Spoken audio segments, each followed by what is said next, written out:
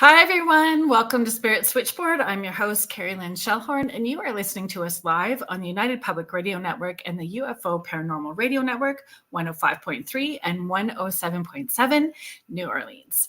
Thanks for joining us, everyone. There's a little bit of a switch up for today, and we are going to have the lovely, wonderful wonderful colleague and friend. I'm so appreciative and grateful to call her a friend, Lorilei Potvin. So she is a host here on our wonderful network, the UFO Paranormal Radio Network and the United Public Radio Network. She has two shows. She has the Angel Rock on Mondays, and she has the Thing at the Foot of the Bed with David Hansel on Thursdays. So let's add her in now. Hi. And I feel exactly the same way about you. Thank you for having me. Oh, I'm just so grateful. It was a last minute, hey, what you doing? So I did not read your whole bio. Do you want to give everybody your bio? Yeah, it's so much easier and it's quicker. So hi, everybody. Like Kerrilynn said, yes. Oh, you say it so gracefully. Oh, yeah, right. I'm a Canadian psychic medium, crystal Reiki energy healer, Akashic Records practitioner, spiritual teacher and mentor, also a nurse. I'm a budding animal communicator. I'm well versed in the paranormal because we even shared our story on the Travel Channel's Paranormal Survivor, Season 4, Episode 9. And I'm also very well versed in near-death experiences, having had one as a toddler. And I've studied it professionally and personally for over 40 years. Yay! That's much easier and fast. Right? And we talked about that experience when I had you on the very first time, which was in June. I looked back to see when I had you on. So it was like June 2023 when you were on the first time. So if anybody wanted to hear that story and that background, that segment, they can go into the archives. So we are broadcasting live on YouTube, Facebook, Roku. You can find us on Roku under UFO. Is it slash or space? UFO Space Paranormal Radio. I usually say, sometimes I mess it up, but I always say UFO Paranormal and United Public Radio. So it covers both of them. Yeah. And then I said, just call us UPRN. Exactly. And that's how I remember it too. The easiest is UPRN. It's UPRN. It's just easier that way. Hi, Christopher. Hi, Christopher. Hi, Julie. Hi, Contessa. Hi, Julie. Hi, Contessa. Thank you so much. Thanks for hanging out with us tonight. Yes. Yes. I had a weird experience this week. I'm going to share with everybody. I'm going to share with you, and you can tell me what your thoughts are as well, too. Okay. It was weird. Because we haven't had a chance to talk really all week anyways. So No. We haven't at all. Hi, Cindy Simpson. Hi, Cindy. Hi, Denise. I'm going to share this on Facebook while you're talking too on my profile. We'll probably get a few more people popping in here. So go ahead. I'm dying to hear now. You got me curious. Okay. So I think it was on Wednesday. So my youngest son's father. Okay. He had given me his little small gas container, like the gasoline travel jerry can or jerry can. Yes, exactly. The jerry can to store over here because he can't keep it in his apartment. So I have it over here at my house for him. And he said he was going up north. So I'm going to have a squirrel moment. I was thinking about this too before the show about up north. I say up north because I'm from the Sault Ste. Marie area. In Ontario, and you are in Thunder Bay, Ontario. Yeah. So when people in Southern Ontario who are from Southern Ontario say they're going up north and they say they're going to the Barrie area, I always kind of go, that's not really up north. That's not north. That's not north. Do the people in Thunder Bay think the same thing about the people from the Sioux? That what? You're from the north? That we're not from the north because we're not as north as... No, where I cut it off is at the Sioux for myself personally, but I really hate to hear and nothing against people in Sudbury, but they're 4.5 hours away from Toronto. So you're not really in the north. The Sioux, yes, I consider you guys part of Northern Ontario. Absolutely. Yeah. I just wondered. Okay, so back to my story. Jerry can at our house. He bought property up north, and so he was going to be going up north and needed to take the jerry can with him. And he said, "I'll be by Thursday to pick it up." He drives this big white Dodge truck, right? He's got this beard. He wears these aviator sunglasses all the time. So on Wednesday, I was sitting out on the porch, and I didn't have my glasses on, so I can't see like very well past the porch if I don't have my glasses on. Like the other side of the street, forget it. People will wave and I'll wave, but I don't know who's waving at me. I can just tell that the arm is moving. Yeah. So this big white Dodge truck parked along the boulevard and waved at me.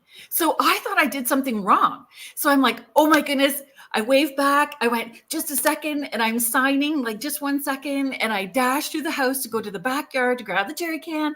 And then I boot it to the front through the driveway to get the. Want me to do that for you? Yes, thank you. We're gonna flush the toilet. Flush the toilet. Go ahead, so you can continue your story. So we were. We're just gonna get rid of that. So yeah, so I rushed to the front of the house to grab this jerry can so that he could have it to take up with him up north, and the truck was gone. It was gone. And so I texted and I went, "Hey, you didn't wait. I'm sorry. I didn't have it ready. I thought you said Thursday." And he messaged back and he's like, "I don't know what you're talking about. I'm in Kitchener and I'm in Guelph." So he's like 25 minutes away from me. Right. And I said, "You didn't just pull up in front of the house, stop your vehicle and wave at me?" And he's like, "No." And I said, "Wow." Like I saw beard dude moving forward and waving at me, same truck, same white Dodge truck, waved at me, and then I waved back, and then it clicked like I had done, perimenopausal foggy brain that I didn't remember on the list of things that I need to do. Yeah. And when I got back into the front, the truck was gone, and he's like, "I don't know what that was, but that's weird." That is weird. So what do you think? I mean, you can't doppelganger a truck. You can't, but I was wondering. Can you? Well, everything's energy. I had a doppelganger in my house of me in my old house all the time. But a truck's a pretty big thing. But you know what I was thinking?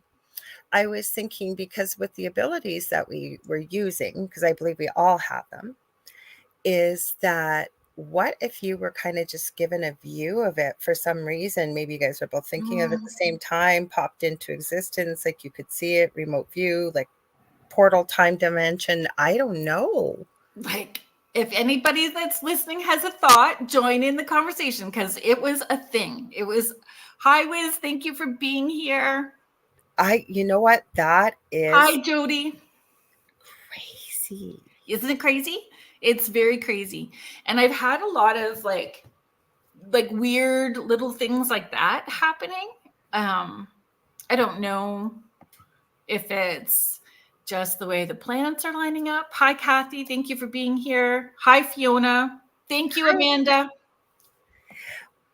You know what? I don't know, because my mind's going in a million different directions. Like it almost, because first of all, it wasn't even the right day.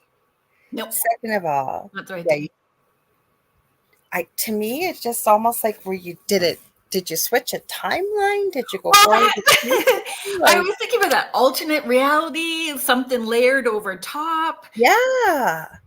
Future coming back. And that was something, that, it's unfortunate that whatever happened, that the guest originally that was going to be on tonight couldn't be on, because that was actually one of the questions I was going to ask her was, are future selves coming back as our spirit guides? Can our future self come back as our spirit guide? So, was a future self of him back here? I have wondered that myself, because I've seen that theory before. Yeah.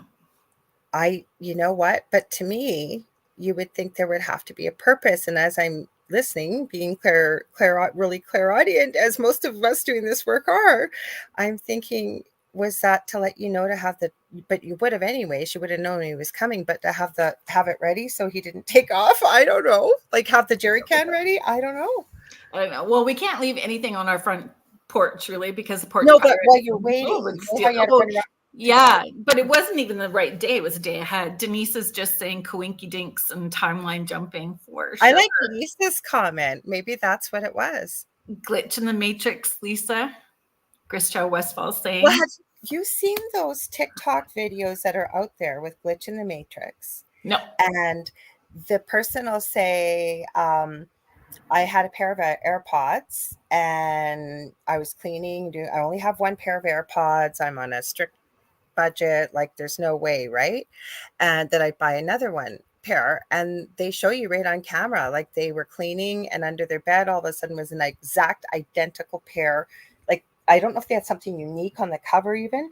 I've seen that. I've seen antique things that have duplicated and triplicated. Even my co-host David Hansel had this pair of studs he wears. And I remember him telling me about this. He couldn't believe it. Like he had lost it, I think, and moved houses. Like there was no way it could be there. And I think he either found the missing one or there was an extra one he also found identical. So I have seen things disappear and come back or be placed somewhere else. I've seen children manifest sand in the bathtub in the middle of winter. Like weird things that can manifest, but like a whole truck and the dude right in front of my house. That is crazy. And the truck was still there when I was moving to go in the house, because then I was like, oh my gosh, because, don't want to irritate him. Should have had it ready, all that stuff, and make it super smooth so he can get on his way, kind of thing. Yeah, but really, he doesn't get irritated. He doesn't get upset that way at all. And if I had been thinking, he normally says like, "I'm on my way," so that I'm ready for him to come. He doesn't want to put you out either. Yeah. So I don't know. It was just super weird that I saw. And it was there when I was going in the house, and I was running as fast as I like. I don't really like running or sweating. I'm seeing more type things. I like people are talking about these things and sharing them, and Contessa's got something there. Let's see. Yeah. I've heard that. Contessa's just sharing. I have heard that it's called multilocation. I think multi-location. Multi-location. Or bilocation? Is that what you meant? Maybe Contessa? The ability for an individual or object to be or appear in two different places at the same time. Yeah, bilocation. I've heard of that. Yeah. So is that him thinking about his list of things that he needs to do? That's what I was thinking. That it manifests at the same time? Yeah. We are powerful beings. He'll actually laugh if I tell him that. He will laugh at it. I hear you. Bilocation. Yeah, she says bilocation. I have heard of that before. Bilocation, definitely. Wow. That is crazy. You got me beat on crazy, because what happened, there's been a few little things here and there, but since the eclipse? Yeah, since the eclipse. No, I left you a voice message, and of course I'm talking a mile a minute, and I don't know if you caught it. One of them I sent you, I go, holy crap, because my partner was at work and I was cleaning and I was thinking about going to vacuum, and I was leaving you a voice message, and I go, I can't believe what I just saw. And I saw on the couch, we call his kind of couch, this black thing, I get goosebumps, black. It looked almost spiky, went flying across the couch. And I said it out loud to you. And I thought, oh, she probably didn't hear me say it. But I went, what the heck was that? I go, I'm just going to pretend it wasn't there. And I just kept going. So that's funny that we're going to talk about shadow figures and that sort of thing tonight, or whatever that black I couldn't believe mask was. because my dog is, mind you, my dog's been a little hyper over the last couple of days. Mind you, she's just coming out of being in heat. So you know how, well, I'm not trying to be disrespectful, but with the hormones with females, sometimes with, at least with dogs, they get kind of clingy and a little wingy. And Yeah. so she's been that way over the last couple weeks, but she's been in heat. She's almost done, but she didn't notice it. So, because my dog, well, most animals are, but my dog is my barometer. Even before I Yeah. pick something up, she will. Yeah. So I thought, okay, whatever it is, I think I said out loud, okay, wherever you came from, you need to head out. And intention matters. Mm-hmm. Intention matters, and not feeding into it, right? Exactly. And not, it's, I always used to say before I knew what I know now, especially in my previous home, I used to say there was a fine line between fear and standing in your power and in your dominion. Because, you know, my partner, he was thrown 15 feet across the kitchen. He didn't tell me for 2 days because he's such a skeptic. He's got his voltmeter out because he was in the fridge when it happened. It was about 3 a.m. He thought he had gotten a shock or something. He didn't feel like he got a shock, but he was trying to be logical about why this could happen. And I used to say the reason why there was a thin line is because if you can't see what's there and it's got enough power to throw a 175-pound, 6-foot man, right? And then you realize, though, once you start to understand more about this and how energy works and standing in your powers, understanding about vibration and being grounded and what have you, and we do have that power. Yeah. So, and light always, like, light came first. Yes. Than the dark. Yes. Yes, exactly. Oh, Miss Deborah, I'm so glad you're here. So Deborah Morse is sharing, bilocation is absolutely real. Adepts have the ability. So Deb, you kind of, I don't know if you heard my quick little story, but my youngest son's dad was going to be coming by on yesterday, on Thursday, to pick up a jerry can of gasoline. And on Wednesday, I was sitting out on my swing on the porch, didn't have my glasses on, but the porch is right beside the sidewalk and the boulevard is maybe 2 feet wide at most and parked right in front of the house. And then so this white truck, just like his dad's truck, and dude with a beard and the same sort of aviator glasses leaned forward and waved at me. And I thought I made a mistake. And I went running, grabbed the jerry can. When I came back, the truck was gone, and messaged his dad. And he's like, I wasn't there. I'm still at home. So by location, maybe. Well, I don't know. That's what, I didn't explain it well, but when I was first thinking about this, that's what I was wondering. Now, I'm not saying you were thinking of him, but as soon as you saw it, like maybe he was thinking about it, because there's a lot of people that are really powerful that they have no idea. Like, for example, my ex-husband, I'd been in labor with my youngest child and I had really bad back labor with both kids. And I was in a lot of pain. And my ex-husband, I was a NICU nurse, labor and delivery and stuff. And his mom used to work in the same hospital. So they knew me, they knew his mom. And so he'd come down with a really bad cold when I went into labor, and they're all going, his name is Earl. And they're all going, oh, poor Earl, go lay down and get some rest. It's like, hello, lady having a baby here, right? And I was a little annoyed. I remember this. And this British nurse came in and she said, do you mind if I do some therapeutic touch on you? Or I said, I don't care. I said, I don't care what you do. I was just so much pain. So I couldn't see what she was doing. I knew within the nursing field, there were other nurses that I worked with that were using therapeutic touch in the home setting. So something I always wanted to look into. I swear to God, I had no pain for an hour and a half. I got to sleep. So I know it's a long story. My whole point is, ex-hubby, at the time hubby, said, wow, if it's working that great on your pain, imagine what it'll help with your back injury. Let's take a course. So, and he doesn't believe in all this stuff either. He'll be respectful, but it's kind of like not his thing, right? And we take this course, and he's not partnered with me. He's partnered with this woman he doesn't know. And the first time he did therapeutic touch, she passed out. And he thought he had killed her. He was so terrified. And, our instructor explained, no, you're obviously pretty powerful with energy healing. So that's where I'm going with this big, long story. He had no idea about this, yet some people are pretty powerful. So you never know. Wow. It would be interesting if his dad starts going all Avatar on everybody. Yeah. We'll all be surprised.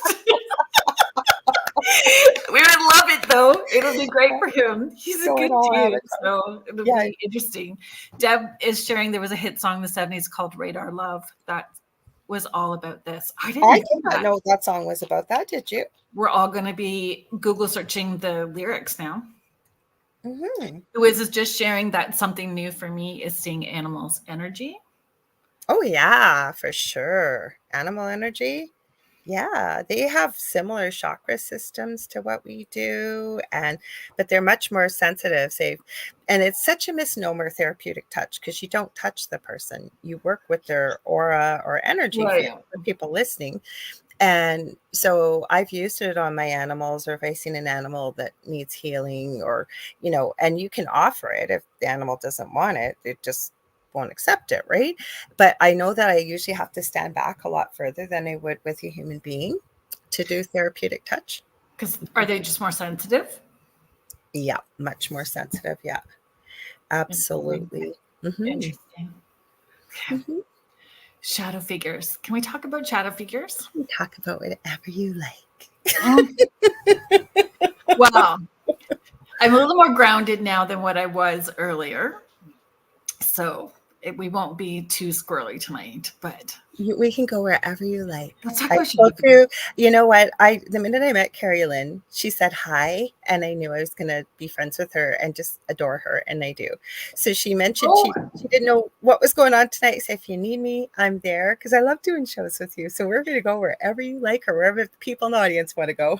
We get to meet in person in October. I can't wait.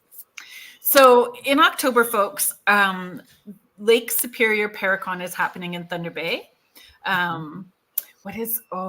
Gail and Mel, but I forget the name of Lucky Paranormal. Yeah, so Lucky Paranormal is hosting this, and they've put a lot of work into it. Sure. If you haven't checked it out, Shane Pittman is going to be a speaker. Jeff Belanger, me. Chris Rutkowski, the Travel Channel. Is it the Something Sisters from the Travel Channel? I always forget. So it's called Beyond the Haunting, but I don't know what their individual names are. But Beyond the Haunting, yeah. And I think they're from BC. Winnipeg Paranormal, I think, is coming. Dee McCauley. Yeah, Dee's from around this area. He's a really nice guy. He put on a paranormal conference years ago. Dale Quigley and Michael John from the Paranormal Voice out of Windsor, the Windsor Zone Paranormal Voice. They will be there as well too. Cool. They also have a podcast. That's what it's called, the Paranormal Voice. On I don't know if I think it's Sunday evenings. Cool. They're kind of fun. I can't wait to meet all these new people. They're going to be on Spirit Switchboard. So Dale and Michael John will be on June 21st. So that'll be fun. He wrote a book about his paranormal experiences, and they're quite intense, actually. So he's going to come on and talk about those. So shadow people, yes, that's intriguing. And so in research, this Spirit Switchboard has given me an opportunity to meet a lot of new people like yourself, and to connect with the guests that we have, and then we're doing the research, and we're looking up different videos and books, and I mean, I do, trying to prepare and be ready for them, right? And I have said this for a very long time personally. Like, I didn't really have a lot of teachers or mentors. I've had these abilities since the time I was a kid, kind of maneuvered through my own journey. And through taking ownership of my own healing journey, recognizing that my vibrational level would get higher the more that I was working on my personal healing. So the higher the vibrational level would get, the clearer the messages were. I had more confidence with it. I have never had a lot of fear when I'm seeing or feeling something that is dark, because through my experiences in sharing messages and giving messages, there's the dark has different perspectives to it. It could be their experience needing help. Like we don't go right to the demon word. Exactly. I don't. And a lot of times those, what feels lower are where I like to work the most, because there's the most amount of healing that's happening in those sessions, and they're looking for healing and they're looking for atonement and forgiveness and all that sort of stuff. So when I've seen shadow figures, I don't know, that barometer, like if I lean into it, does it feel like it's something that's needing help or support? I didn't go to demon stuff. I have experience with shadow people. But good or bad, because I've had both. I've had good and bad too, but both. I just don't go to bad right away. This was in my previous home, but have you ever met Heidi Hollis? Mm-mm. I think she's on Coast to Coast now. Coast to Coast. She's got a podcast over there, but she once upon a time ago was on this network, and she was also on my previous network. That's how I met her. Hi, Sean. Thanks for popping in and saying hi. Hi, Sean Kelly. So, and if everybody is following along with UPRN family and host, Sean is the host of Into the Night on Sunday evenings and on Tuesdays.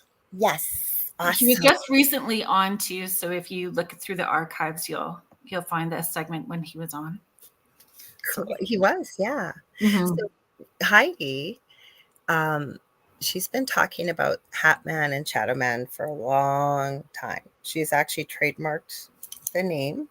Trademarked Hat Man or Shadow Man, or both? I believe Hat Man. I'd have to double check. You can look her up on her website, HeidiHollis.com. And so I learned a bit about it. But so in my previous home, backing up, so I got some information from her, and I took what resonated and left the rest. Yep. Which is what we should do if we're using discernment. But I had what would be known as a Hat Man in my home, one of the four main entities.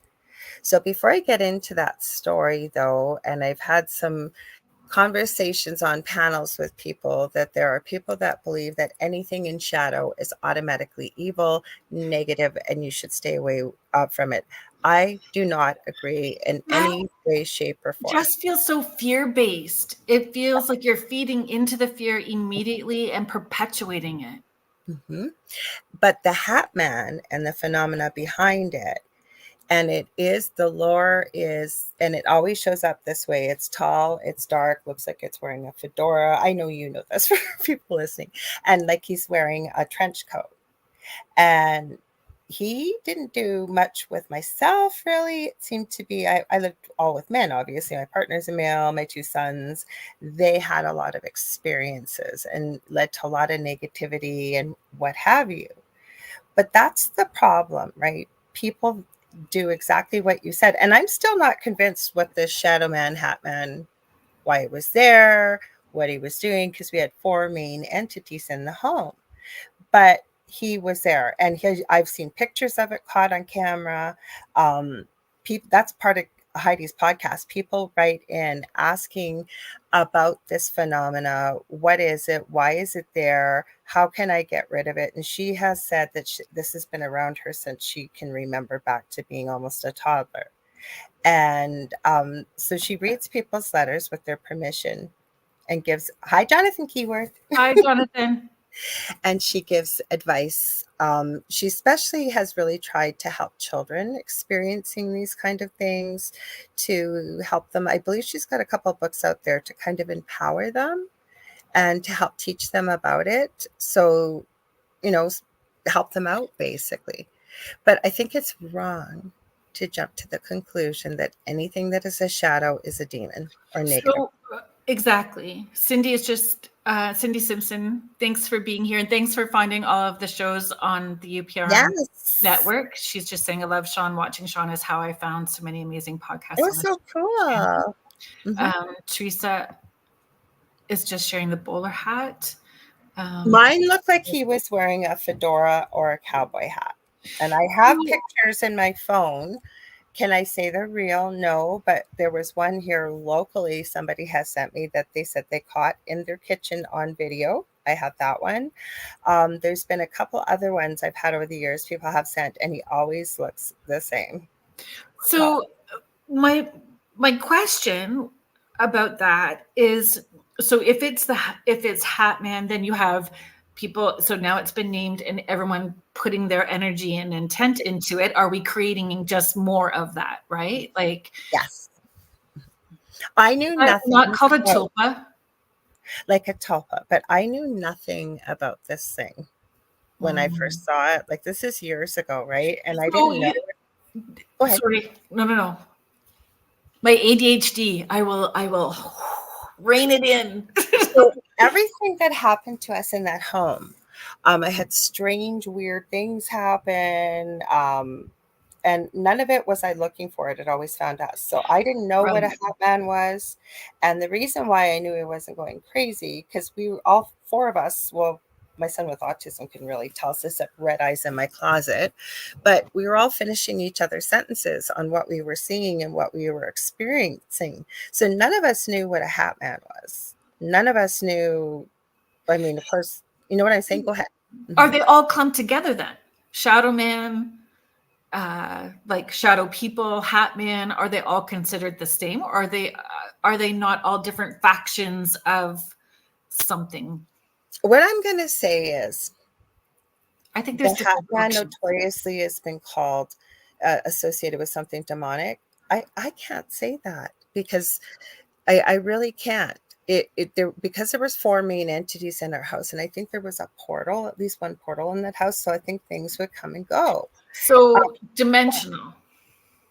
Definitely dimensional, but with shadow people, okay, because there's so many reasons for why a spirit, I believe, could show up in shadow form.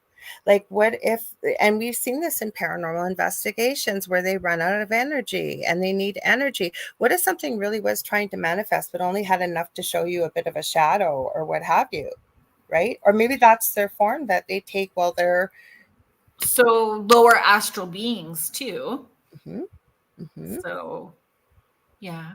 I don't think we can jump to the conclusion and say it's a demon. And as No. much as I'm really happy with all, the popularity of the paranormal shows, the thing that concerns me though is people watch TV and they believe everything is real. And I'm going to use an example that has nothing to do with this. Right now, the big global phenomena is that story that's supposed to be based on a completely true story, Baby Reindeer.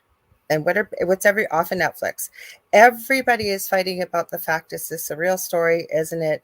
The woman was a notorious stalker, for anybody who hasn't watched it, apparently. And this man wrote his story, and it's become the #1 series on Netflix. I guess internet sleuths were able to find out who she was immediately. And the whole thing is, and why people are all up in arms, is Netflix says it's based on a true story, or not based on, it is a true story. But the thing is, they were trying to hide this lady's identity, so it can't all be truth. But this is what people get hung up on. Same as with TV. People believe everything they see on TV. I've seen this so many times. Not everybody, or reality TV.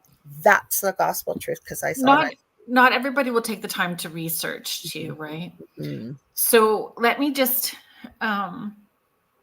You got some good comments here. yes, Contessa's just showing, when my nephew was young, he used to see a dark shadow tall man at a corner of his room. This went on for a while until my brother got the room blessed. It scared him.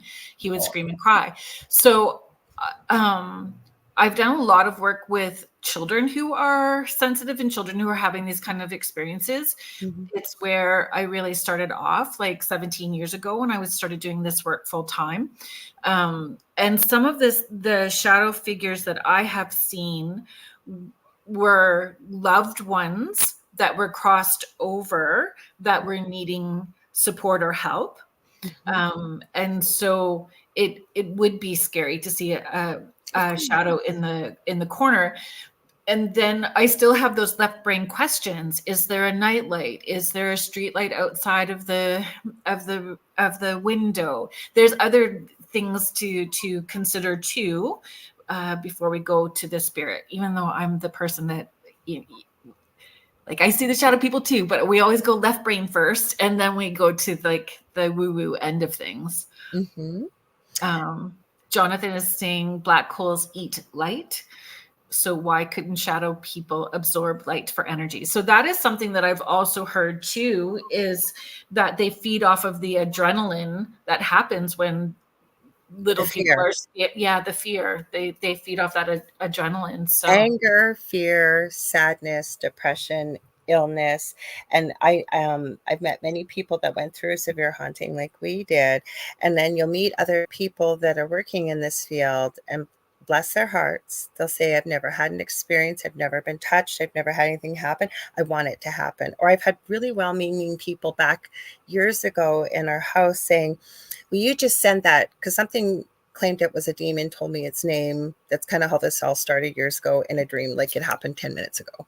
My whole point is, I had said to one person in particular, I said, I know you're coming from a beautiful space and you really want to help and you're not close by, but I said, thank God you've never had something like this in your life. And believe me, the problem is we think as human beings that something that's otherworldly or from another dimension, or I always say has been around since the beginning of time, has much more knowledge and usually much more power than we do. So people look at it with our human eyes. So it's almost like we expect it. And I'm not saying everybody, I'm not generalizing, but this person was thinking, I'll take care of it for you, but had really no idea. And I explained to them, when you have something like what we had in our home, it goes after things you can't control. It goes after, because it wants you in that state, right? Depressed and angry and sad or in fear. and So you're going to go after your that finances, your health, your money, things. And that's what happens. I found. and that entity could be, you don't know how old, and has fed for how long off of Yep. how many people, and we, if we don't have the knowledge and really the understanding to approach that, right, it's because I had an experience, a learning curve moment. I mean, I was able to handle it after, but it was a learning curve moment for sure. I just want to Sean Kelly's just sharing, I believe shadow people are on a straight line. Half of them are in their realm and the other half are in our realm. I like that. It's an interesting thought process. For sure. Hi, Sandra.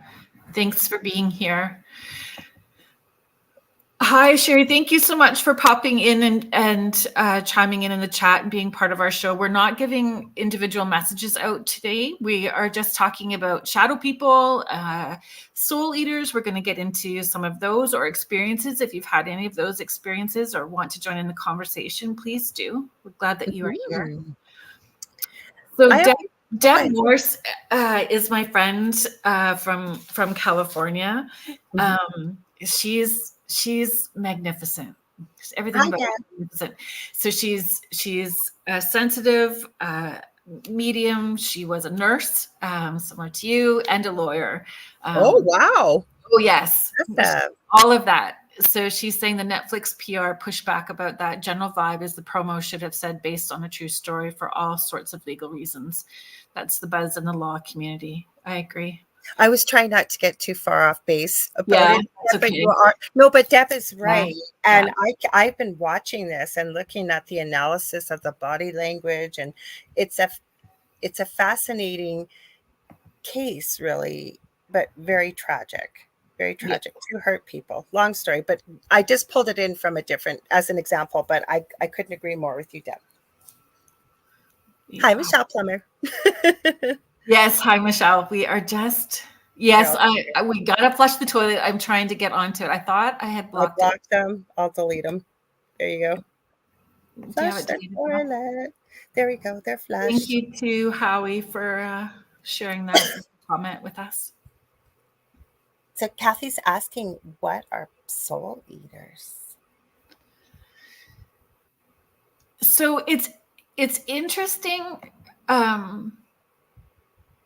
because I've never had that.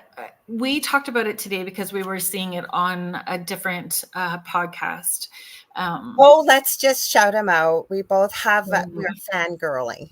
Oh my gosh, I'm a total fan girl. I am a My fan boys are girl. on tonight. My boys are on tonight, though. So, and you've gotten into them too. The Foreman brothers on Paranormal Nightmare. Hi, Colleen. Hi, Colleen. So, Sean, I hadn't heard of soul eaters either, but I have when I was watching the podcast. So it was actually with Sean Clan. He was talking about soul eaters, and then it clicked. Like, I have had an experience with something similar, but I didn't call them soul eaters, and it wasn't the experience that he was talking about either. So the experience that I had, more than once, actually twice, I've had them, where there is a soul that went to that in-between space, didn't transition, went to that in-between space for whatever reason, if it was trauma, belief, karma, whatever the experiences were, there was in that in-between space, but chose to be in a space where they could collect souls or prevent souls from crossing over and feeding off of the energies of those souls. So like, there was souls wanting to be transitioned from the place that I was investigating, but they were stuck because that soul was keeping them in that space and feeding off of them. So absorbing that energy, feeding off of that energy. So I've seen that twice, but I had just never heard of it as a soul eater before until this afternoon, really, when I was watching that video with Sean Clem. I had heard him talk about soul eaters before. So for people maybe that don't know who Sean Clan is, he is a First Nations Navajo guardian. Him and his brother, there was a third gentleman on their team, and he very sadly has passed away. So he was talking, he actually has a really cool channel that he just started a few months ago. Very cool. How I found him too was I liked the Paranormal Files, and Colin Brown was traveling with his parents, and he interviewed Sean Penn. And I went, wow, I got to find out more about this guy. So he's teaching about the paranormal world because he works within it. He was just with, well, shall we say, Mr. Tight T-shirt wearing, big TV show. He's got an episode coming on. And so he was teaching about this. So I tried to look up information on what is a soul eater, because we only heard his perspective. Would you believe that all I found, and I was just on YouTube, I didn't have enough time, there is an anime series out of Japan called Soul Eater. So to me, there must be some type of being in Japanese lore. Well, I agree. Probably in all kinds of, because all stories originate from somewhere, and some piece of truth. In different cultures, we just call them different things, right? So I just know, and he was, his thoughts were they go to those places that are hidden. They go to those places that can hide. And I haven't had that experience to see. Well, how but I saw that spirit definitely was dark, didn't give me the comfy vibes. I definitely was like glad I had some sort of protection when I was dealing with it, but those spirits couldn't move because that soul was collecting them in that space and feeding off of them. But the way he explained it, and I was saying this too in a couple of voice messages earlier this afternoon, and again, I think we need to look at everything this way, is to take a look, take what resonates with you and leave the rest. So the way he explained it is, he calls his belief, his higher power, he calls the great creator, right? And he had said that if somebody passes away very, say, quickly or tragically, and it's not their time, and that they don't have guardians or family on the other side, there's nobody there to help collect them and bring them on their journey into Right. the next realm.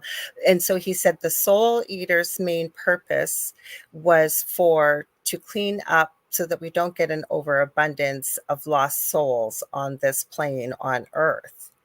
And some of the things he said, it just couldn't resonate with me. I believe there could be an entity like this, and he described it. He said there.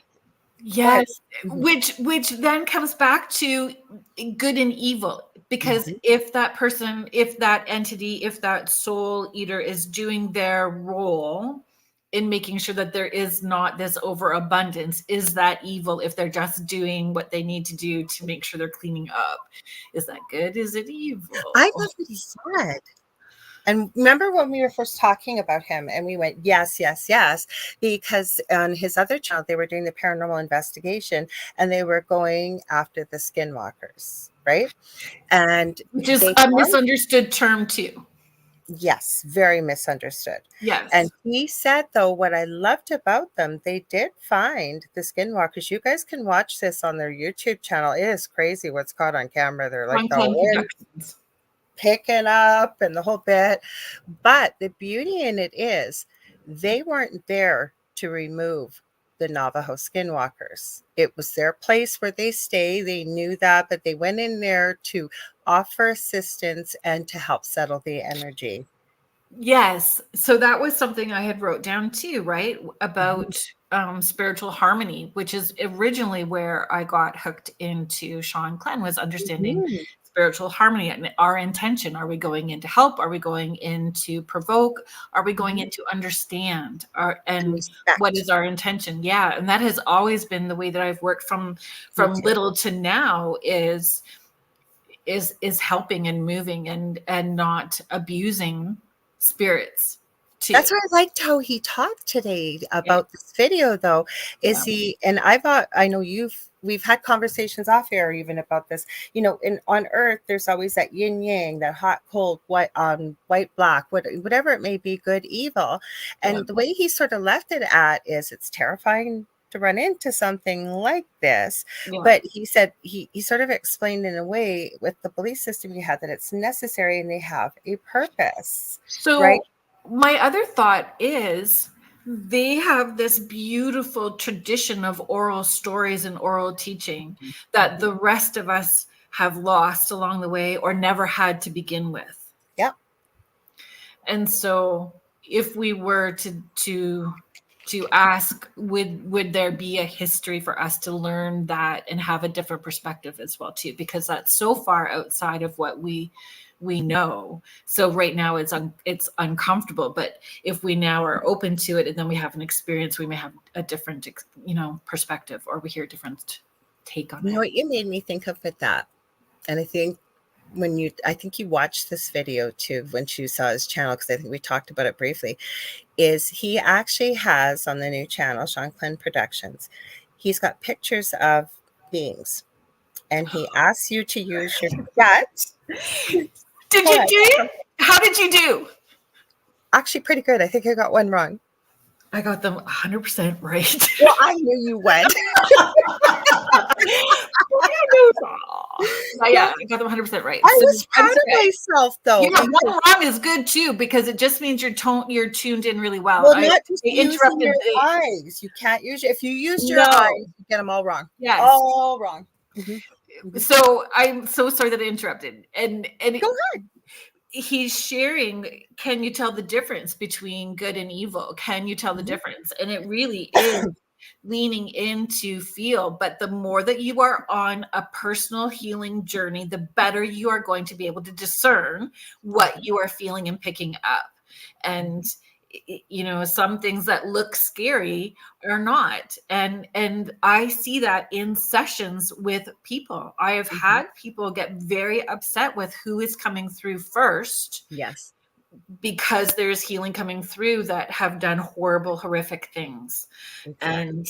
And the power in trying to change the generational patterns and why they're there and what they had to experience because of that, right? Like with their actions. So discerning good and evil. So Sean Clem, sorry, I'm sorry that I hijacked this, but he does. He's got these images. It's your show.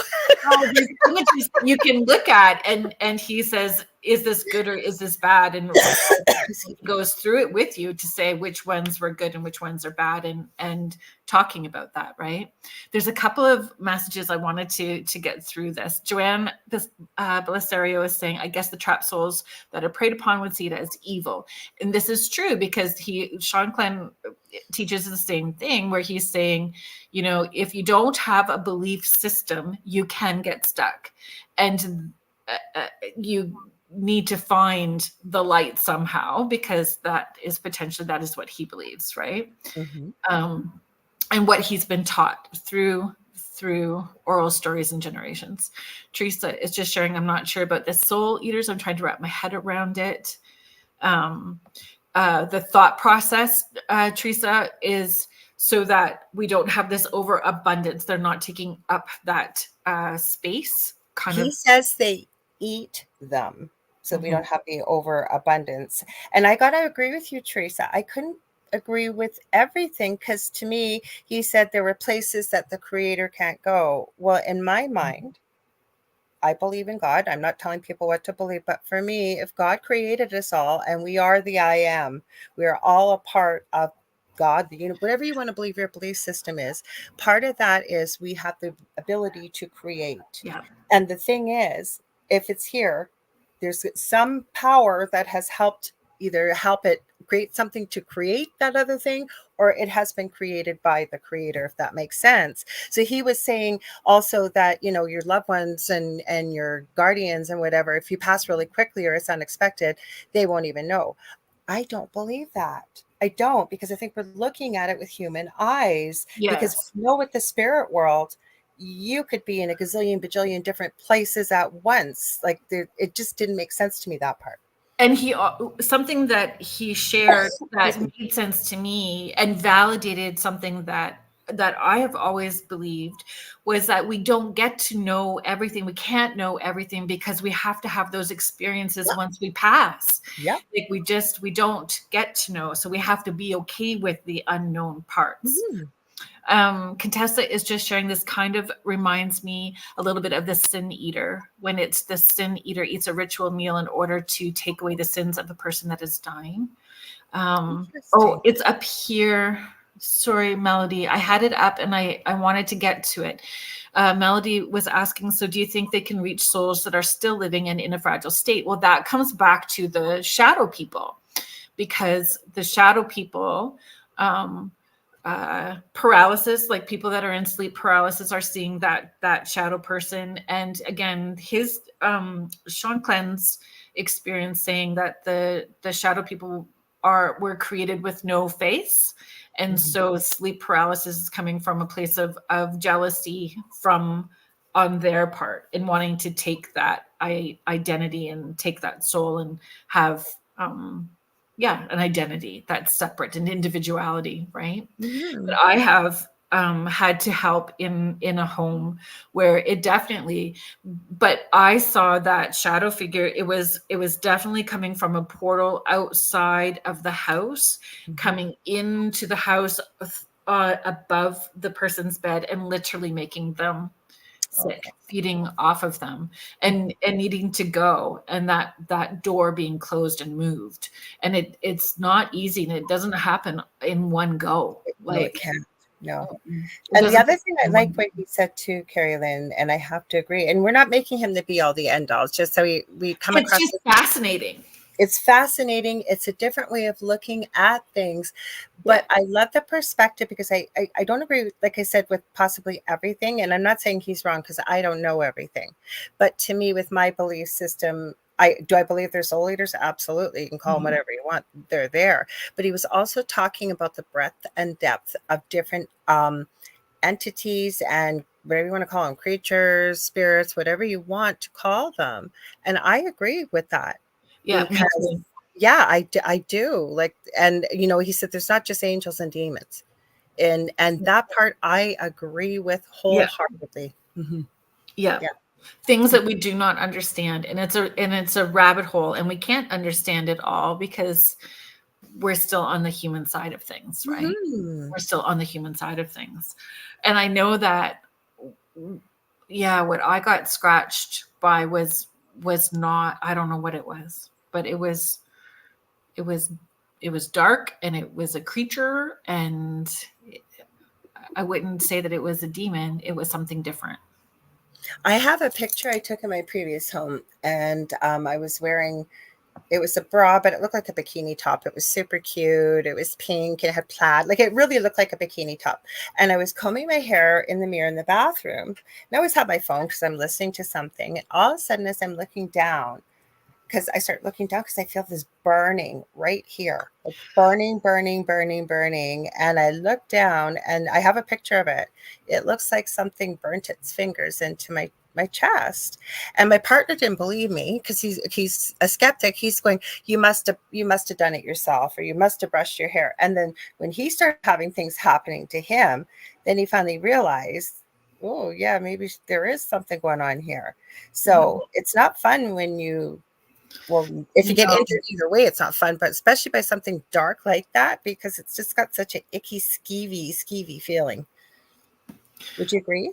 Oh, for sure. When I got scratched, it was 3 scratches from my wrist to my elbow, and I was clearing out the energy of my son's space at the time, and he was definitely being affected by something. And I think I got it early, but I didn't handle it the right way at the beginning, and I definitely got that scratch. And it just felt, I don't know, it felt hot, like this instant hot Burning. And I kind of looked down, and I thought maybe I had dropped, some of the stuff that I was burning on my arm, and I didn't see anything right away. And then it just kept getting hotter and more intense. And then it was welted and red and raised. And then I just got mad. Like, I got scared, and then I got mad. How dare you? Yeah. No. Whatever you are not going to bug my kid like that, Mm-hmm. But it was a good learning curve for me because I hadn't protected myself. I hadn't called my divine team in. I went in all ego about me, and we can't do that. So you cannot deal with anything. No, and it was the best lesson I could have had at the time, and I've never had to have a reminder since then. Do you think your team stepped back because they kind of saw the bigger picture, right? And right. And I think too, I was not at that place of understanding the same way I am now, how much my ancestors are a part of what I'm doing and protecting me and letting and watching over me. Shadow bullies. Teresa's just saying shadow bullies. Shadow bullies. Those who keep them from moving on. And okay, so Sean Clen, how do you spell it? So you spell it S-H-E-N. Is it? I thought it was E-N. E-N? Is it A-N? Okay, listen to Kerrilynn. It's S-H-A-N-C-L-E-N. Okay. I believe so. Yeah, I'll look him up because I always forget the name of the paranormal channel. I'm telling you guys, if you want to watch some interesting investigations, go ahead. I agree. Melody is just sharing, I was sending love to someone I felt had something attached, just sending them love. And then it was like a portal opened, and I saw a demon-like creature whipped its head to look at me. It let me know it saw me, and I was just sending love. That's a beautiful thing, because that's how I was what you saw. And it's good that you could feel the difference between the two, right? Well, I was going to say, even with my son that has severe autism as a little guy, when we were in our house, I was even able to teach him that when you get angry or you get really sad, or because he had a lot of anger issues, and I was trying to explain it to him, and he only eats 6 foods. So I said, when you get angry, that's like chicken nuggets and French fries to what's in our house. But when you start thinking of mommy and daddy and your brother and your family and how much you love them and your kitty, that's like broccoli to them. And he was able to understand that, right? Because sending positive stuff to, and Kerrilynn absolutely is right. SHANCLEN Productions. Do you remember the name of their YouTube The paranormal, something super. Is it exploring the supernatural? I haven't looked it up. I just have been. Hang on, I'll find it, because that's the one with the investigations on it. Yeah, I And haven't watched any of the investigation ones. oh my God, Kerrilynn, you Uh-uh. have to watch them. I haven't Oh yet. gosh. But I guess no, I appreciated when with the Sean Clan Productions, he's teaching a little bit more, a little bit at a time, and what he's allowed to teach, and as far as comfortable as he is in teaching, and it just resonates with what I've known to be true and how I've approached things. So Deb is saying sometimes your team lets you have a little injury in order to prevent a bigger one later. I was thankful for the experience, for sure, grateful and appreciative, because I have taught differently, approached differently. That's what I was almost feeling, like they stepped back because they knew you wouldn't be seriously harmed, but it would be a very good learning lesson. And sometimes they will do that. I absolutely agree, Deb. Sorry, I always get the name of it wrong. It's called Unearthing the Supernatural. And there's one that I think they call it Going After Skinwalkers or something. I am telling you guys, you watch that, it is crazy. Like the wind starts picking up. You can see these lights, and his older brother Hero, because they work together and they work in tandem. It's incredible. And he sings the song of his people and the healing songs, but they do a lot of teaching in their videos as well as to what they're doing and why they're doing it. Really incredible. Sorry, I jumped in there. No, it's good. I appreciate that. And Tanya's just sharing, oh, that's good. My nephew is autistic, and there is safe, happy food too. My granddaughter too. Oh, thanks for sharing that, Tansy. And as long as the companies don't change their breading, and they know too. They know by the smell. Texture, the smell. Yeah. Well, before it gets in the mouth, I meant my kid will know by the smell. Yeah, not even dibs. Oh, Kathy, I'm sorry. I saw this and I meant to put this up. She said, that's funny. You said angels and demons. I have it on TV right now. Denise is sharing Sean Clan Shadow Productions. Thanks, Denise. And you know what? I just appreciate the humbleness when he's sharing as well too. And I love the little bloopers at the end. So here's some lightness for you, because that felt really heavy. So here's the bloopers. And I think anybody who shares their bloopers there's a humbleness to them. There's some transparency. They don't take themselves super seriously, even though the work that you're doing is serious. And I appreciate that too. I think he's a good teacher in the way that he's able to take, I think, more complicated topics and kind of make them so that anybody could watch and understand. Well, there is a need for understanding and a need for teaching, because it has become what it is. Paranormal investigations, people diving into spiritual awareness, all of those things. And are we doing harm or good? And is there a whole bunch of people doing harm where the people who are doing good are outnumbered and having extra work to do? Because I don't know how you see it, but I've had some of that. I agree with that. I have actually been saying lately that I'm almost finding that the term spirituality is just getting slapped over top of the name of religion. I'm not bashing religion. Or spirituality. Yeah, whatever way it takes you to your higher power belief system, a happy life, great. But I'm finding there's, like, I was raised Roman Catholic. I was forced to go to Catholic school, to church, the whole bit, right? Yeah. And I could never understand it. So I always did the same thing every time we went in there, sat down, sit down, stand up, sit down, stand up, did all my sacraments and the whole bit. But it never really, I didn't get a lot out of it. And what I had a hard time with, and again, it was my experience, I'm not saying everybody's is like this, it was always the same people sitting in the same seats at this huge cathedral, and the rich people sat at the front, and it just went almost by social class. And then as the basket got tossed around for donations, everybody's looking like, what did you give? What did you give? And they're in their Sunday best. Everybody's all love and light till they walk out the door and come back. So I'm finding some of that, a lot of judginess and a lot of ego. And the only thing but spiritual people can be too. That's what I'm talking about. That's Oh, what I meant. Like, that's what I'm now finding with the spiritual field. We're seeing a lot of that. yeah. But I think you have to work with the people that you resonate with and Mhm. you feel good with and go from there. Mhm. But I'm Yeah. seeing a lot of it. Yes. You know what? I don't know. I think I'm gonna just roll that back to I feel. I'm not gonna say I think. I feel. I feel. Yes. I How have about that? I feel. I like I that. have Yeah. not had to deal with that very much. No, I me would neither. say in the last 6 years. Prior to that, it was a lot all the time. Now it's not so much in my face. If it's coming at me, it's coming at me indirectly, and I just shush it down really quickly. Right? It's not coming at me, and I'm Oh, not, I've had it at me.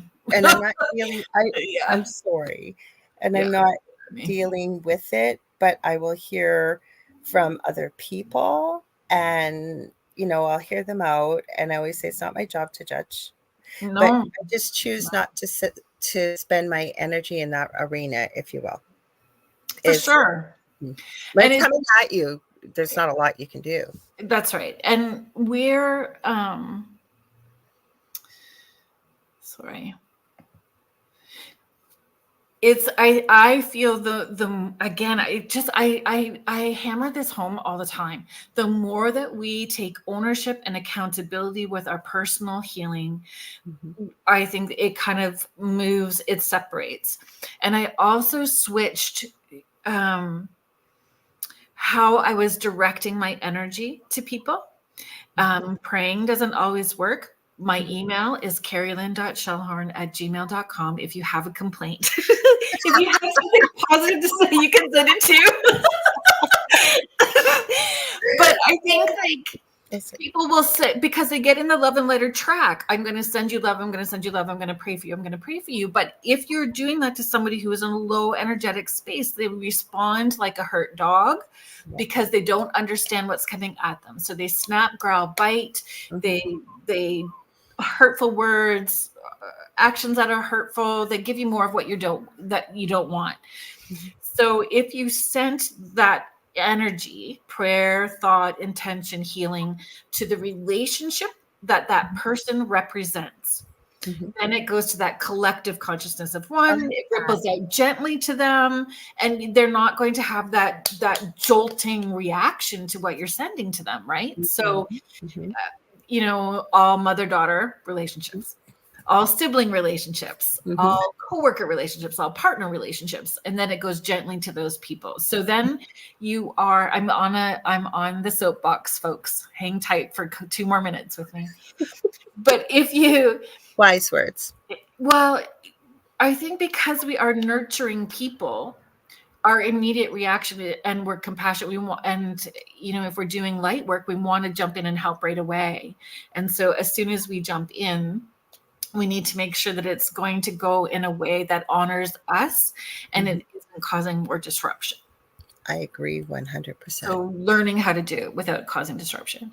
So if you guys are joining us, we need to do some station ID now, just paying attention to the time. So if you are just joining us, you are listening to Spirit Switchboard. I'm your host, Kerrilynn Shellhorn. You are listening to us live on the United Public Radio Network 105.3 and 107.7 FM out of New Orleans. And my guest today is my wonderful friend and colleague with the UPRN network, host of the Angel Rock on Mondays and the Thing at the Foot of the Bed with David Hansel on Thursdays, Lorilei Potvin.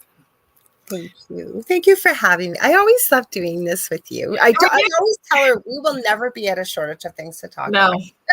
We're going to do it again in 2 weeks. In 2 weeks, yes. Folks, we have a fabulous show coming up in 2 weeks. In 2 weeks, I have Julie Krause, spiritual advisor, who has been on the show before.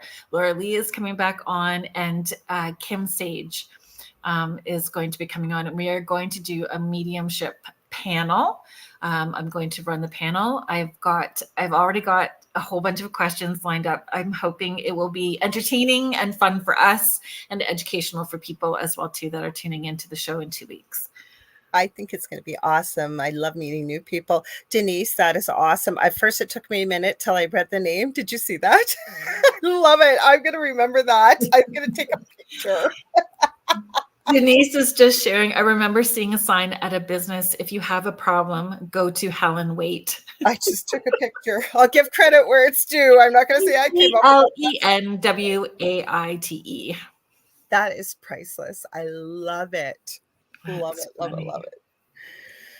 So shadow people. Has anybody, I don't know, has anybody in the chat had an experience with shadow people at all? Or because I'm so glad actually that we're talking about that too, Kerrilynn, because like I say, you know, I think it's almost like we have to start walking into a situation. And I was just explaining this to someone recently. They were having some activity in their home and they were going to try and tackle it on their own. And I said, well, if you feel well prepared and knowledgeable, of course. But I said, there's also people out there, if you reach out, that are versed in dealing with this, because you kind of got to have the right remedy for the right situation, I think, too, don't you?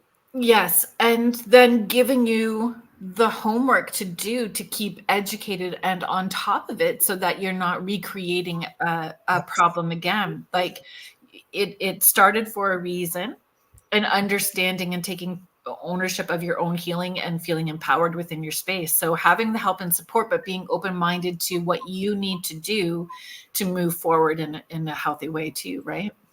I'm still working on my healing journey. And even though I do healing work, I always say it takes a lot of courage and honesty to look yourself in the mirror and see what the real root of the problem is, versus maybe dealing with somebody that's working at it from an objective perspective.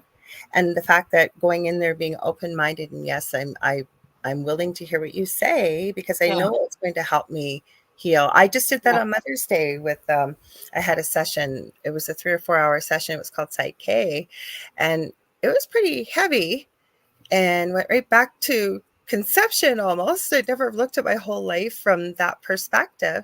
It was quite Oh, intriguing too. Mm-hmm. yes. In utero stuff.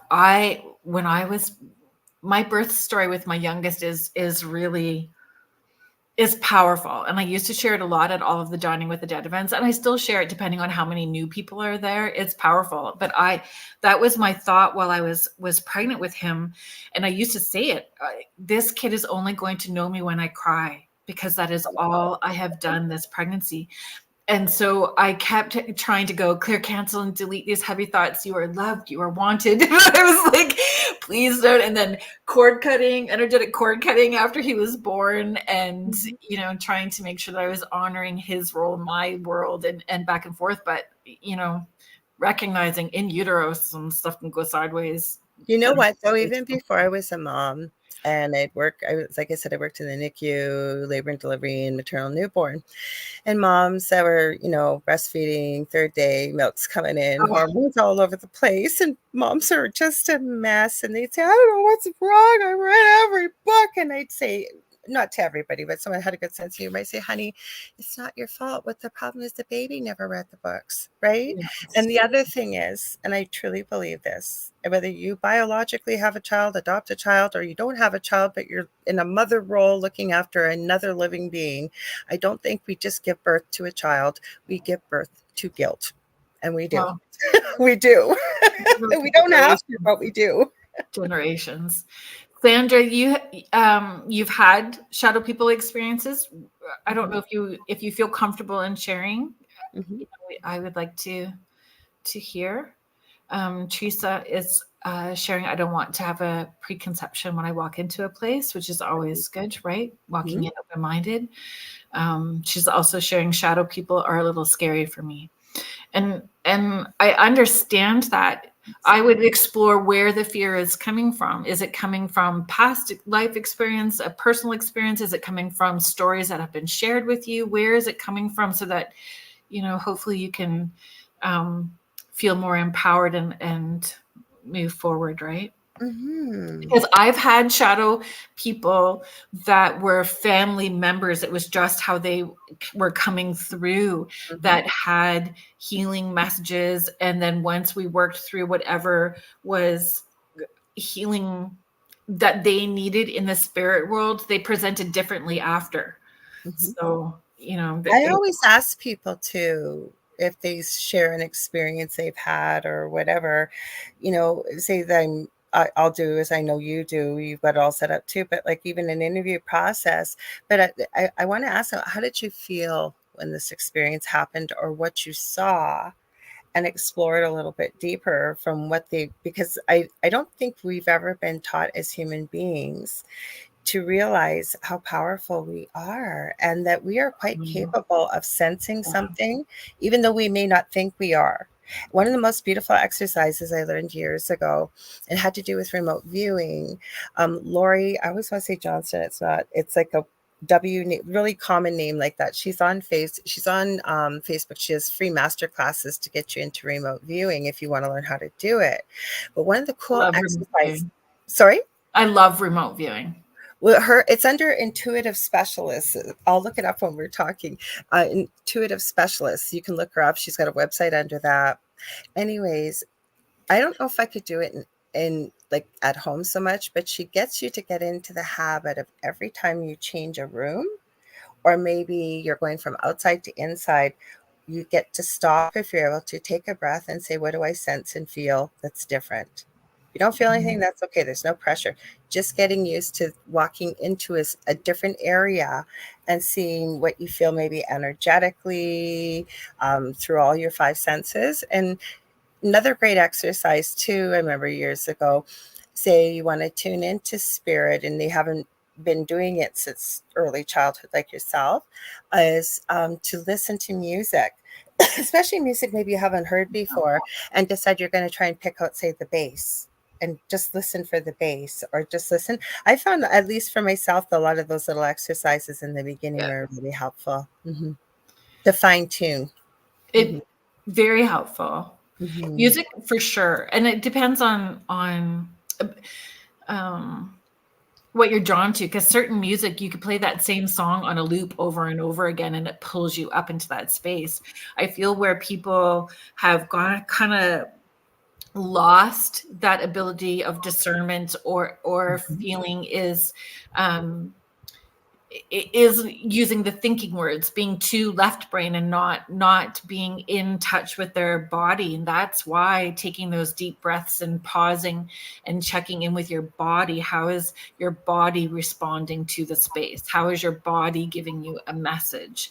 And that is your intuition working through your body. So it has to be all together: your emotional body, your physical body, your etheric body, mental bodies, all of your bodies working together. Absolutely. Sandra is sharing they don't all feel negative. I ask if they need help going back home and get help getting them there. Exactly. I agree. Teresa is sharing, I have these little things I see out of the corner of my eye. They are so tiny, but not negative. It is when I'm up too late at night. I swear they're there to scare me to bed.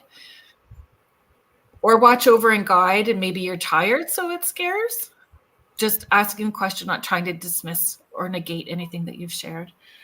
I just want to throw it in, and I don't know why this is the easiest last name to remember. Williams, Lori Williams. And she trained with the original remote viewing team from the US military. And she's a really lovely lady. And like I said, she has a free, I think it's a 4-day master class on Facebook, teaching people just how to start tuning into how to remote view. So you ever want to check that out, you guys? She's got a website too with a lot of freebies. The Wiz is just sharing there's magic in music. Absolutely. Hello, Bob. Hi, Bob. Thanks for being here. Bob is my neighbor. Hi, Bob. Lucky guy. Oh, I don't know. I'm so crazy busy. Poor Bob. He's gonna go by, and I have to see him as he's going by from my office window. Where I lived before, Kerrilynn knows the building. I'm not going to give the address. We both live on the same street, but I had one shadow person peek around and throw something on me. I duck right away, but the shadow person was dark black. I could see it out of my peripheral vision, but it threw something on me. Is it demonic? Is it a good one or a bad one? I don't think it's demonic. No, I don't think it's demonic either. And the amping up is different. Yeah. I almost felt Pretty bad. just feeling into that lately, and I don't know you, Bob. I almost feel like it wants your attention, and it almost feels jokey to me. I don't know. Does it to you too? Like kind of like it's. I don't know if Mischievous. it's someone. And if you look at your personality, your dad's personality, that family line, social. You've got 3 people. I just said that, and I don't know you, Bob. Teresa just said sounds mischievous, and you said what you said. Yeah. And I feel too, if you look at your cultural background too, like if you look, it's always, I feel, like your loved ones and your ancestors, even if you don't know them. That's so funny too. Do you have that come up in sessions, like where it's a family member that might be coming through and they'll say, but I never even knew them, but they're still your family member, so they want to be part of that divine team for you? I can't remember one. The one that really freaked me out, but it was in Lifetime still, is I was on a show. My friend's now passed away, and I miss her dearly. She used to call herself my adopted mama, for me. And incredible numerologist and astrologist. Her name is Lois T. Martins, and she used to have this show on Blog Talk Radio called "I've Got Your Number," and so she had a panel. And she used to call it, she was just what you would have loved her, Kerrilynn. And she had this panel. She'd do it every 6 months inside the mind of a psychic. And she'd ask the questions people have always wanted to ask a psychic or medium. People would send them in, and we'd had so much fun. So all of us gave something away. So I gave away one of my crystal Reiki energy charging crystal plates I made, and I gave away a reading. I know it's a bit long. I'll try and shorten it. So long story short, the gentleman finally decides he wants to have a reading, but he's been very, very, very ill, almost died. That's why it took so long to have the reading. It was on a Saturday evening. I wake up in the morning. There's this little old lady standing at the end of my bed. I could see her like clear as day. And I said, "Hello, what are you doing here?" "Oh, I'm just here for the reading tonight," kind of thing, right? And she gave me a few messages. They made no sense to me whatsoever. But I knew this had to be like a grandmother or somebody with a grandmother role. So I mentioned it to the gentleman, and he goes, "Oh, that's got to be Nona," right? And so it went from there. I passed along the message. He goes, "I haven't got a clue what you're talking about." I said, "Okay, well, just tuck it in the back of your mind." The reading was a long one. It was almost 2 hours. And by the end of it, everything just all fit in with his heart, the whole bit. So when you ask me, not trying to get around the question, because I'm trying to think of the readings I've done, I will find that they're on the outside, but I've never had one step forward. But I have heard of this, and I know obviously you've had it happen, right? That the person's never met them. Mm-hmm. Yeah, quite a bit. I used to present at the spiritual church frequently for a little while, and there was a fellow that attended all the time, and he came up to me after one of the services, and he's like, "You're one of my favorite mediums to watch." And I said, "Oh yeah?" And he said, "Yeah." He said, "People will say no to you, that it doesn't resonate, and you just go, uh-huh, and you just keep going." You know what? That is the hardest thing to do, but you start to learn. Yeah. And he's like, by the time you're done, they're like, "Oh yeah, this, and this." Yeah. That's how that reading was. It was one of the coolest things, because if there was ever anything to knock your confidence. Hi, Kasoon. Hi, Kasoon. Thank you for being here. You missed Sean. Sean Kelly was here earlier. Oh, well, you have to catch him on Sunday night, right? That'll be a good way to catch him, right, Kasoon? Anyways, it was just the coolest reading, because if there was ever a person that could have shook my confidence, like he was adamant. And he was a lovely man. I have no clue what you are talking about, and like none whatsoever. And the reason for the illness, that he almost died, everything, I'm getting goosebumps. It just all like plugged all the pieces in at the end. I love when that happens. Yeah, I think I've only got frustrated once, where I was like, "I don't know why they're telling me this. This is your family, not mine. So we're just going to trust, and we're going to let it play out. Mm-hmm. And that's all we're going to do, because I'm doing my job, and your job is just to receive. And then we just see where it goes." Yeah. I agree. Oh, Melody, I was not going to throw you under the bus. I was not going to toss you under the bus at all. Now you got to share it. I think, Melody, was this like one of the very first times that we connected? And it was a remote group session. So Melody is just sharing guilty. You mentioned July, birthday in July, and I forgot my own son after it was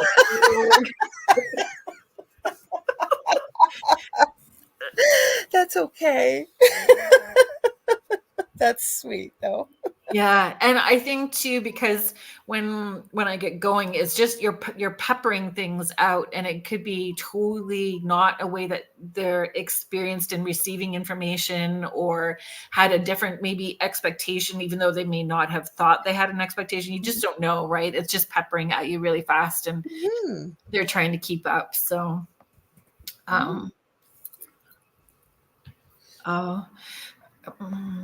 Tamara, I'm really sorry to hear that about your sister. I'm very sorry. We're not giving messages this evening, but we're really glad that you came. Yeah. I hope that you're able to. Yeah, I'm very sorry. I hope that you are able to connect with someone, and that she's able to come through and help maybe give you some answers that you're looking for. Melody sharing yes, and my aunt came through, and I'm like, it's not mine, and you're like, this shit is yours. That sounds like how I work. Yeah. It's hard when you know, like, I don't know, it's a feel when you're moving through a space, like you just know where you're needing to go, and they don't let you go anywhere else. So I hear you. Kerrilynn, I hope I didn't miss one of the episodes. I have not had Chip Coffee on this show, but I had him on the previous show that I had before. I learned all kinds of things about you. That's okay. I can be the second favorite medium for you, and Chip can be the first. I'm okay behind Chip, but I appreciate that a lot. That's so cool. Yeah. So, I'm looking forward to that. I have a couple, what hit me, and I've never forgotten, and I've told you this many times on air and off air, when I was on one of the first times with you on your show, and you had, let's have some fun. So and I agreed, of course, because love fun. And you asked me, who do you fangirl over in the paranormal world? And I'd never thought of it. And then I realized, and I fangirl over Josh Foreman. I'd probably tower over him because I'm like 5'9". He's a pretty short little guy, but I do, from Paranormal Nightmare. Yeah.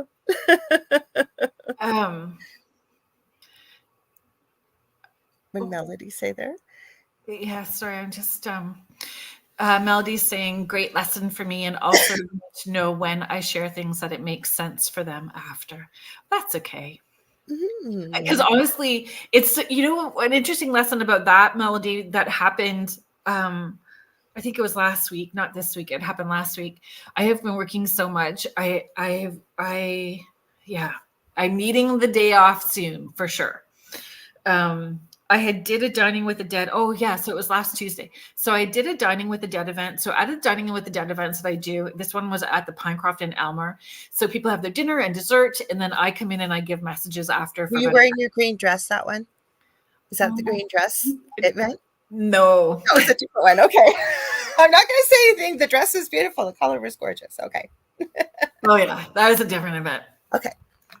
So I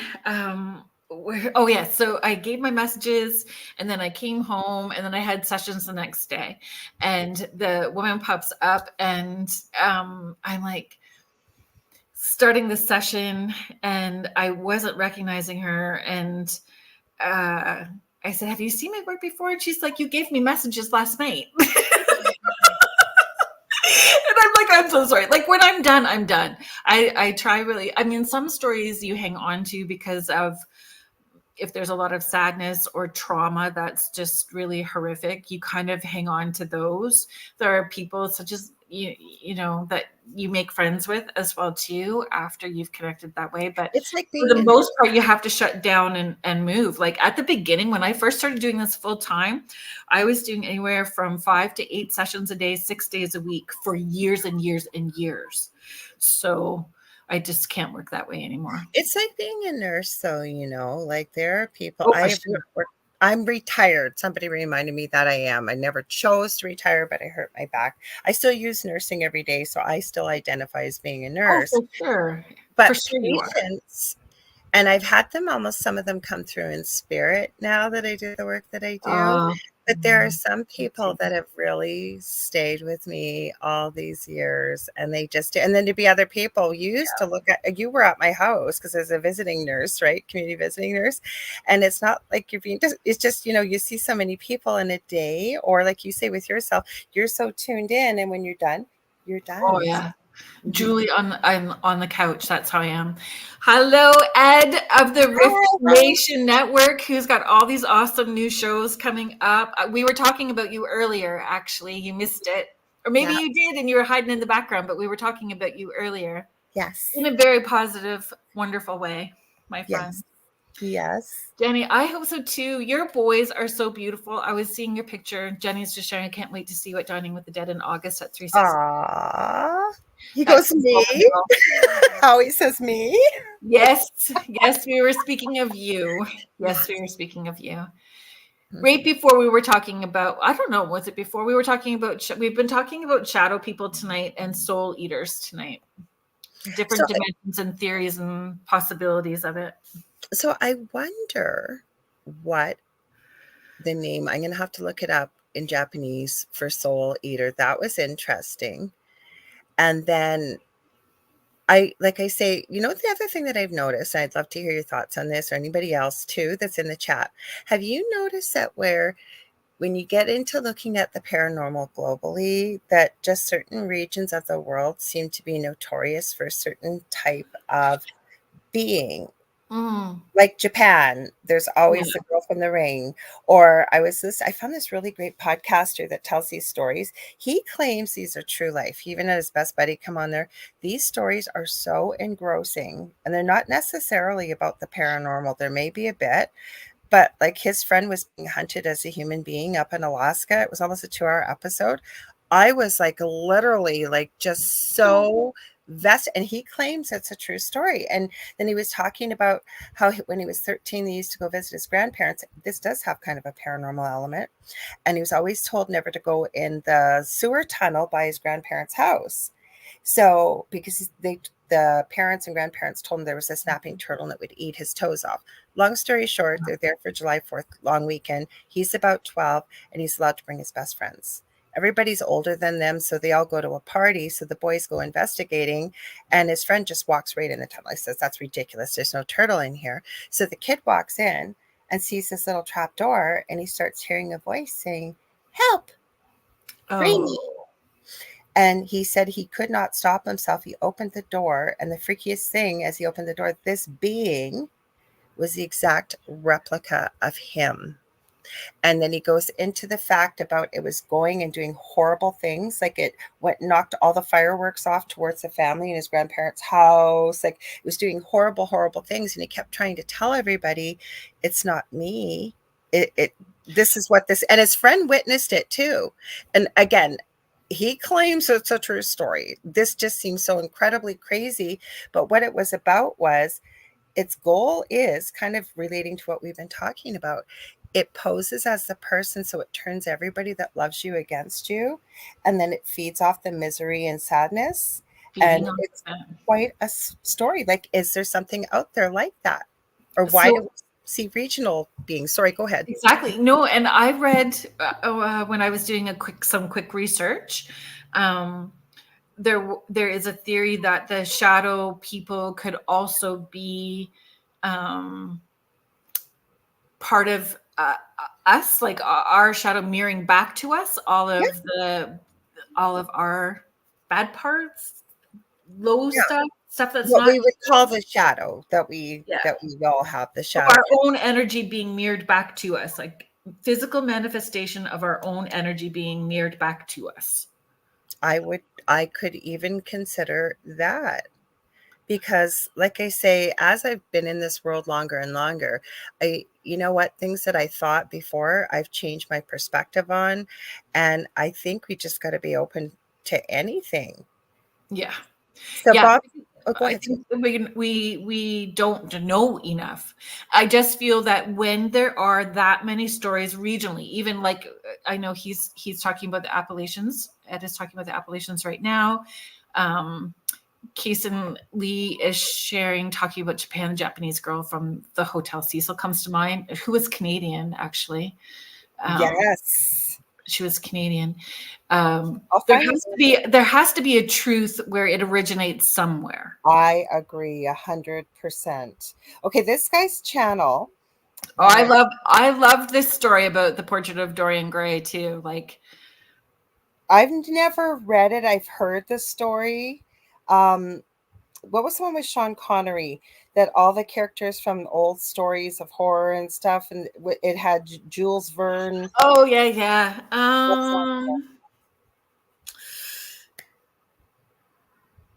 Oh my goodness. League of Extraordinary Men. There you go. Yes, that's about all I know about Dory. I've heard of him and what have you. Dorian Gray is also in Penny Dreadful. I've heard of the story. I've never looked into it. Now I'm going to have to. Okay, this channel is called Dougie, Dougie, Corrado, C as in Carl, ORRAD as in dog, O. So he was talking about the most compelling abduction story in history. Then he went, hunting trip gone horribly wrong. There's something evil in the sewers in Kentucky. That was the one that people are saying, is it a mimic? Is it a doppelganger? What is it? He didn't know. Like, but these stories he's sharing, he goes, feral people, and this made me think of you as you've got Ed up there. I know you as Howie Odell. Feral people are in the Appalachian Mountains, and he told the story of what happened to him and his best friend, and then as he was a younger child, how one of the kids in his group on a camping trip was abducted, and he goes on and on to explain these people and what's going on there. These stories are crazy. Like, I don't know if people are writing them in, and he's a really good narrator. So you guys, you want something to listen to, and it's got some. I fall asleep at night. I listen to that stuff and fall asleep. It's got some paranormal. It's got like, how many of us have said that do this kind of work? We don't fear spirits. We fear the real world with people sometimes. Yeah, it's true. Mm-hmm. It's super true. We had, I don't know what happened, but it was just before 3 a.m. Might have been, no, it was actually 3:20. Sorry, it was 3:20, and there was this huge bang on our front porch. The dogs start losing their minds and they're barking. Like, it was loud enough that my son, who can snore to wake up the neighbors down each side of us, woke up because he heard it. He came lumbering down the stairs, and I was up and towards the door because we heard something at bang and wake everybody up. But when we looked outside, there was nothing. There was nothing there. I should have whistled. No. Just to see what it was. But we've had, like, I've woke up and there was like a homeless person sleeping between the neighbors, like on the other side of the store, right? So between the store and you've seen some of my footage. So is Howie from my security cameras, what's been caught on them at nighttime. Mm-hmm. So do you have security cameras?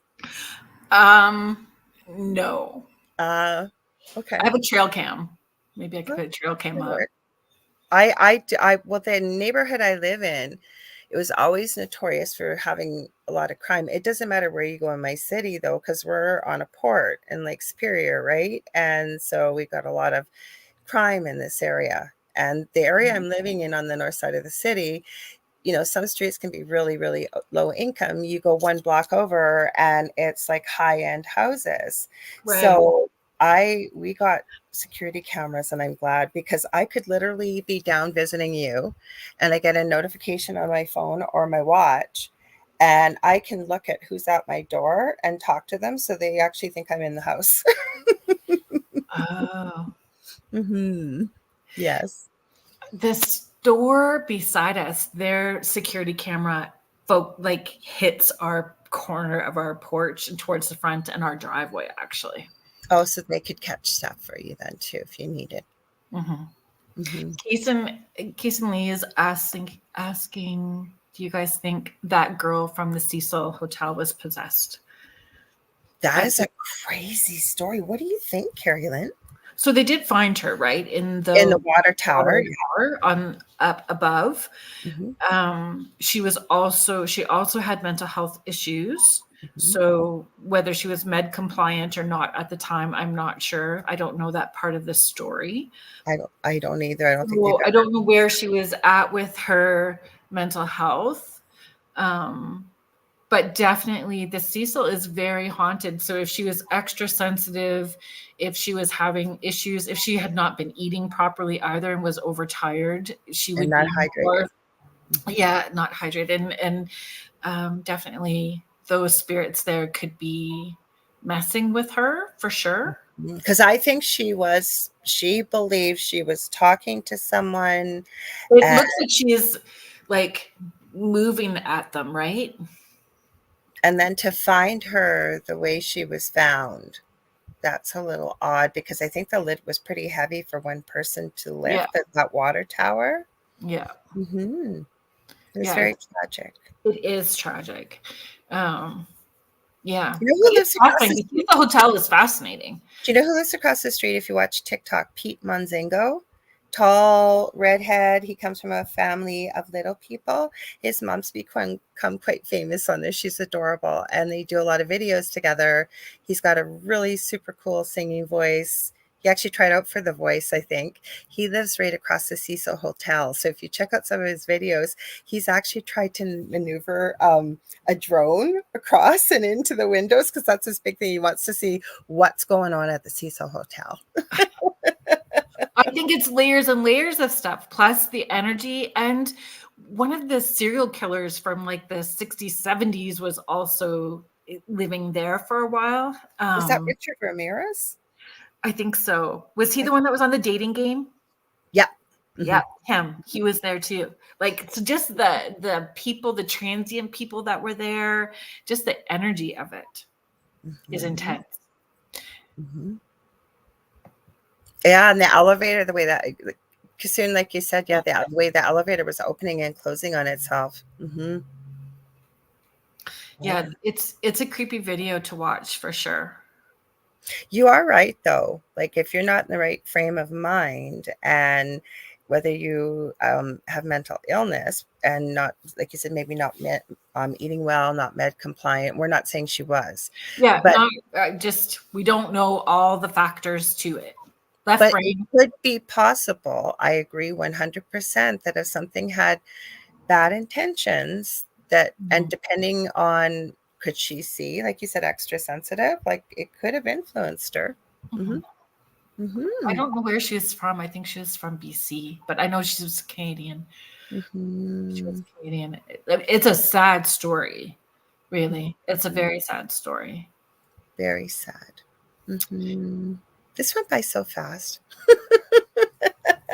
We kind of went sideways a little bit. I'm sorry about that. That's to be expected. But I promise when we do our panel, I have it all. I'm just so excited. I'm so excited about doing this panel in 2 weeks. In 2 weeks, we're going to have oh, Joanne, that's funny. Some of them do. I mean, Hotel Cecil has a reputation, right? A lot of the hotels that have a reputation for hauntings, that you know about them before you go. Apparently, where I'm going to be staying in Thunder Bay is haunted. Are you staying at the? Are you going to be in the area where it's supposed to be? I've been in that hotel before. Yeah, it's supposed to be. You know what happened very quickly? The Ontario, this is their name. I'm not slamming anybody. I believe it's called the Ontario, is it LGBTQ Paranormal Society or something to that effect? Not that it matters, but it was that team that came up here and they were live streaming. This was when I was in my old house. They were at that hotel. And they had really built it up. Like there were so many people watching live, and I think they were trying to use Facebook Live back in the day when it didn't work well. anyways, all their equipment shut completely down. Everything. They couldn't do the feed. They couldn't do the investigation. Nothing. Crazy. Mm-hmm. Mm-hmm.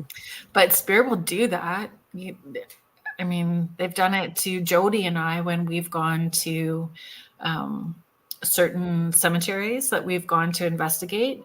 The one we didn't even get onto the property. We were, taking pictures of the sign before we got onto the property, and it was shutting everything. Even the cell phones. Our cell phones were not acting proper.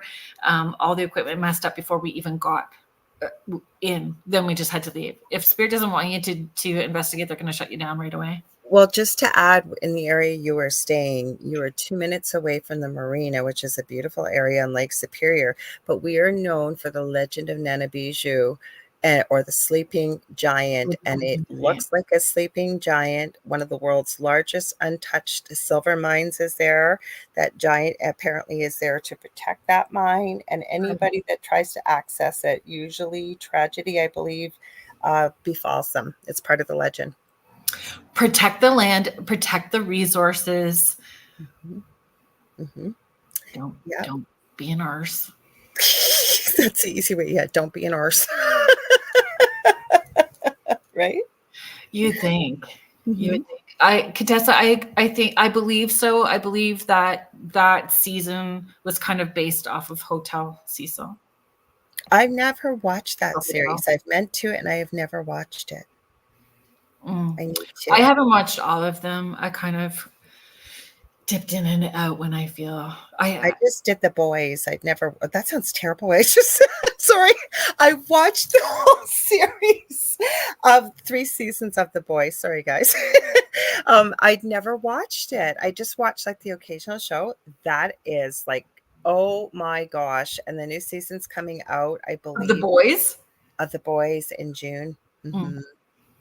Mm-hmm. All the guys from Supernatural have all migrated over there because it's This is crazy. Yeah.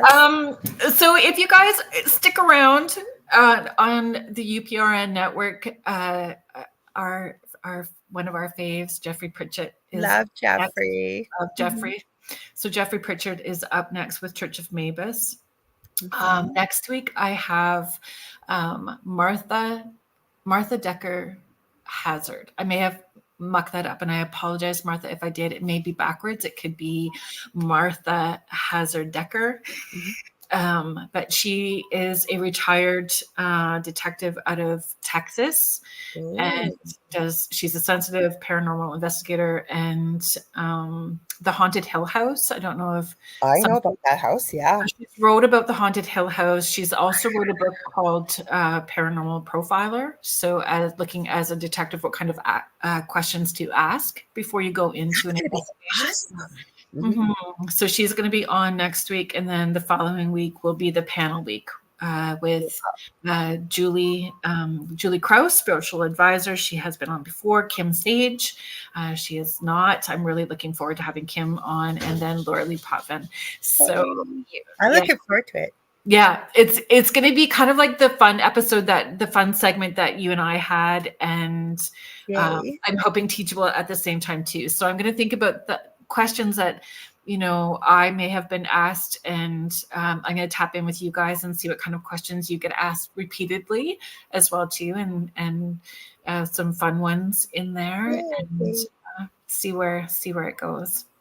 If you guys have questions, if you guys are listening in and you have questions that you would want to ask that are not necessarily mediumship, like in messages, direct messages from loved ones, but understanding mediumship, understanding the other side, anything like that, please email me. It's Kerrilynn, KERRILYNN.Shellhorn, SHELLHORN @gmail.com. Oh, and it's right up there with the website. You can use the contact form on the website as well too. So I appreciate all of you. Thank you so much for being here tonight. I hope that you guys have a great week, and we will thank you, Lorilei, for filling in. I know it was last minute, but I appreciate I told you ask anytime. I love doing this with you. Thank you, everybody, for being so kind here to me, too. It's nice to meet new people here, too. Thanks again, guys. Thanks so much for your comments and your questions. Have a great week, and we will see you next Friday. Happy long weekend in Canada. Yeah, be safe. Yeah, happy Victoria Day. Have a safe weekend, everyone.